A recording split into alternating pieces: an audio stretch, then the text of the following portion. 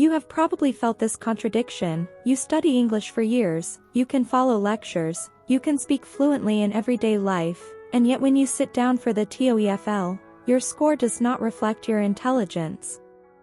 You walk out thinking, I said everything. Why did it not convert into points? The reason is not that you lack language. The reason is that you lack compression. Most test takers believe that higher scores require more content, more reasons, more examples, more sentences. That belief is structurally incorrect. The TOEFL does not reward verbal volume. It rewards controlled selection under constraint.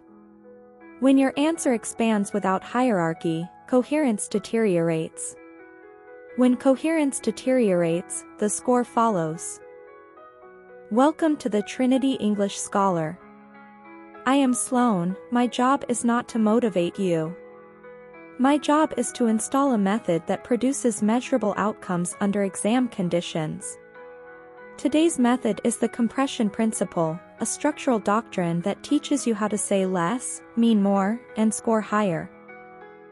If you want the drills that operationalize this method, time templates, redundancy removal worksheets, and compression practice sets, the PDF for today's topic is linked in the description.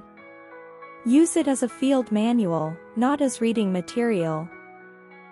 If this session recalibrates how you approach the TOEFL, engage with the channel deliberately, like, subscribe, and return after implementation with your results. We are not practicing English. We are engineering score. Compression is the disciplined reduction of information without loss of meaning.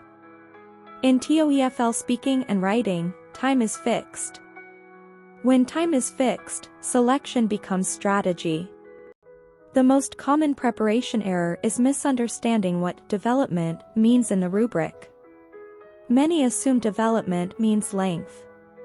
In reality, development means relevance, clarity, and controlled elaboration.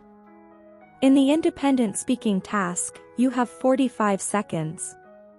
If you attempt 3 reasons, each reason becomes shallow. Shallow reasoning forces repetition because you are trying to sound complete while lacking space. If you choose 2 reasons and develop them with specificity, your answer becomes coherent.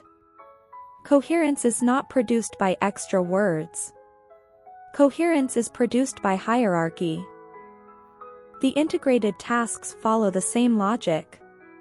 The reading and lecture contain multiple details, but not all details are equal. Your responsibility is not to recite. Your responsibility is to synthesize. Synthesis requires filtration. Filtration requires the courage to omit. Most mid-level scorers cannot omit because they interpret omission as risk. In TOEFL scoring, redundancy is the greater risk. Compression operates through 3 mechanisms: thesis control, evidence filtering, and linguistic tightening. Thesis control means beginning with a sentence that defines your stance or the relationship between sources. Evidence filtering means selecting only the details that directly support that thesis. Linguistic tightening means removing conversational filler that consumes time without adding meaning.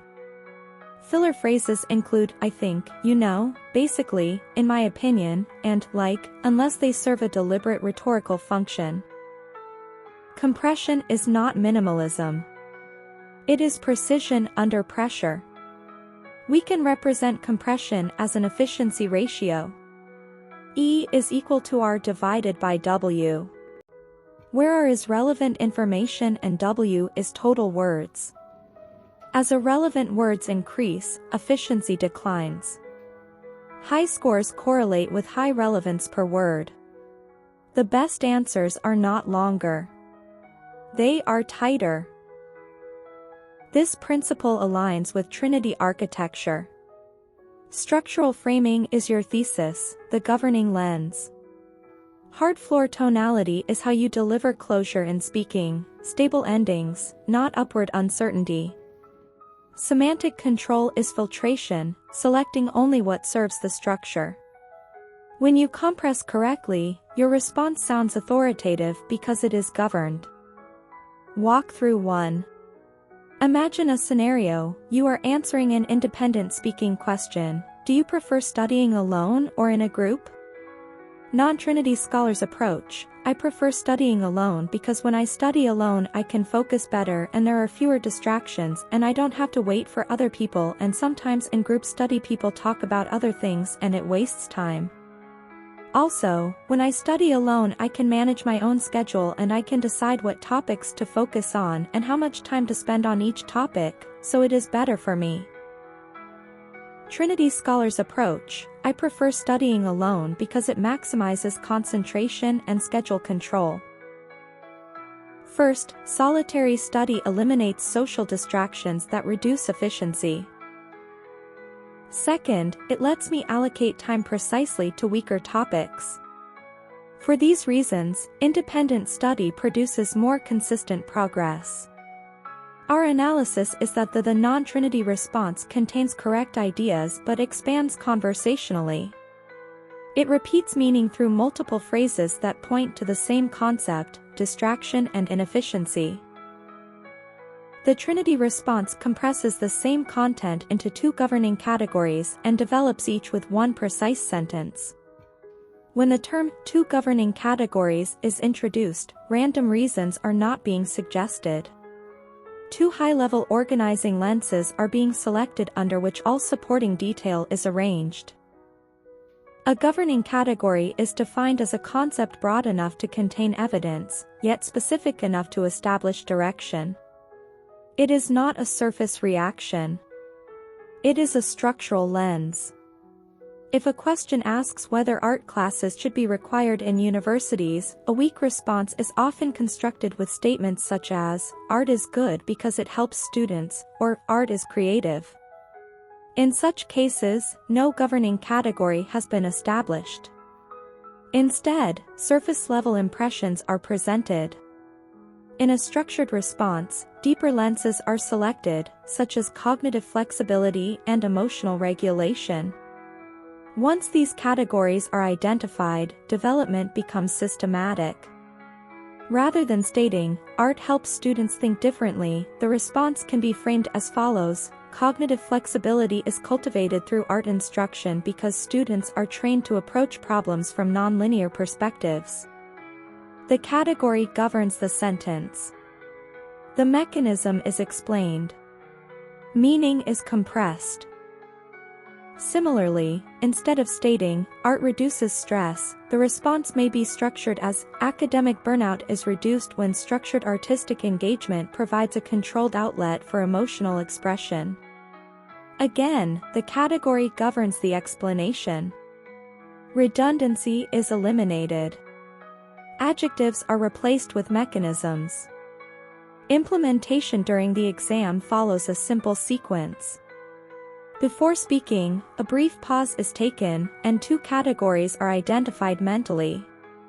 Examples are not selected first, categories are selected first. Terms such as efficiency, equity, sustainability, stability, flexibility, or motivation may be chosen. Once selected, each category is converted into a mechanism sentence. The pattern remains consistent. Category, mechanism, outcome. If a task involves the construction of a new campus facility, statements such as, it is expensive and students may not like it, can be replaced with structured categories. The issue may be framed as a matter of financial sustainability, due to long-term maintenance costs.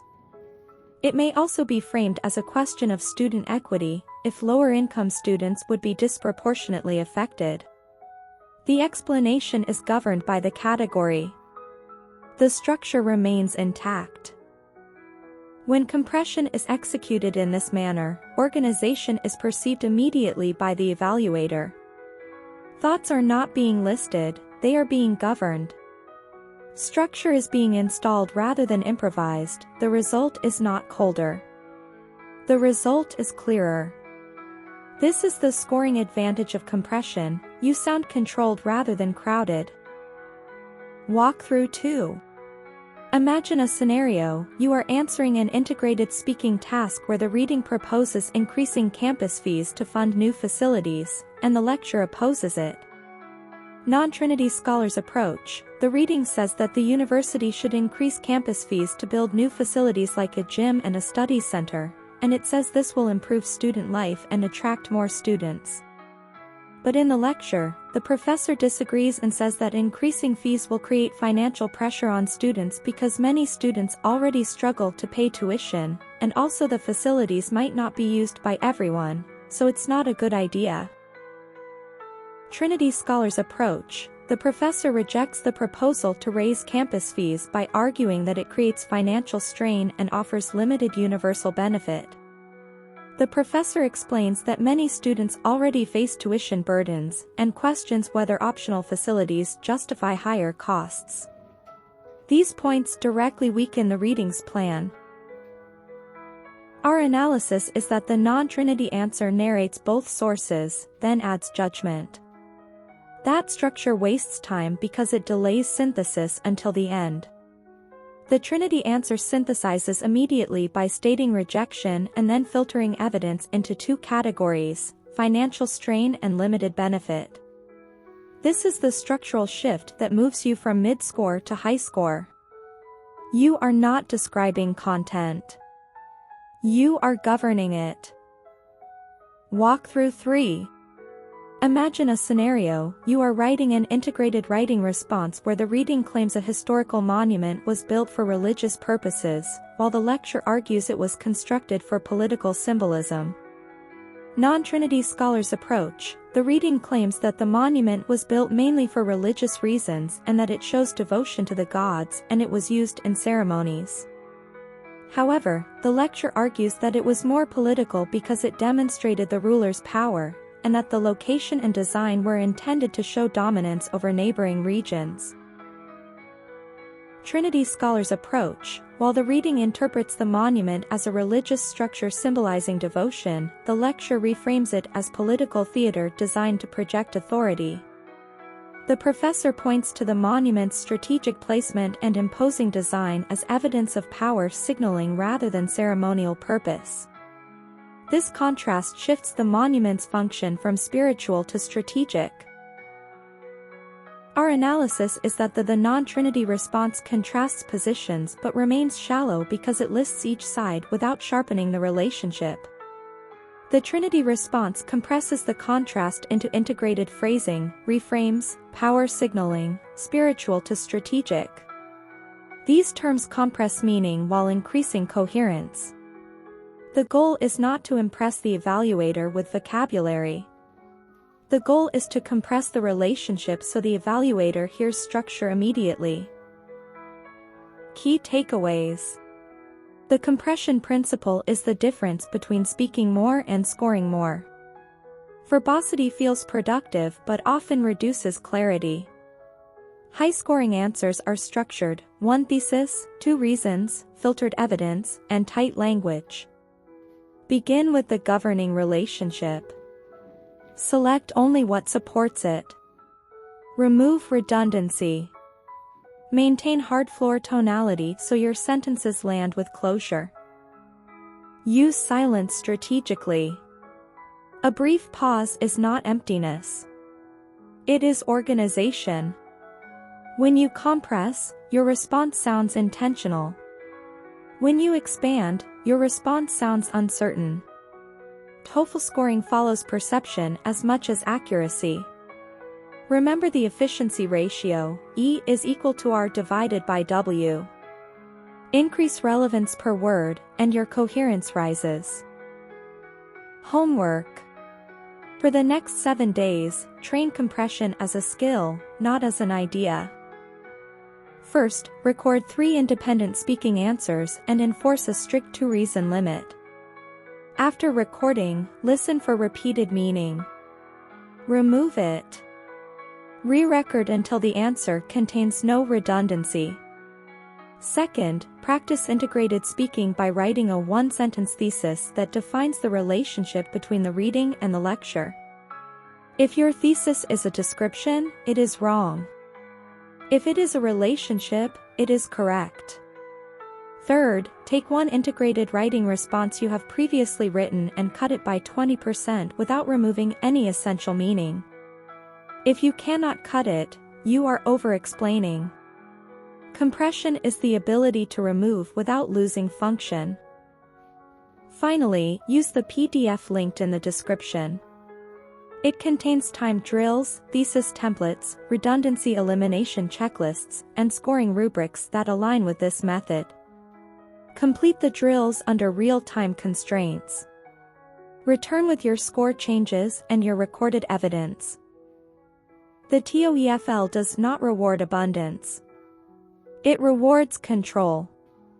Install compression, and your score becomes a reflection of structure, not effort.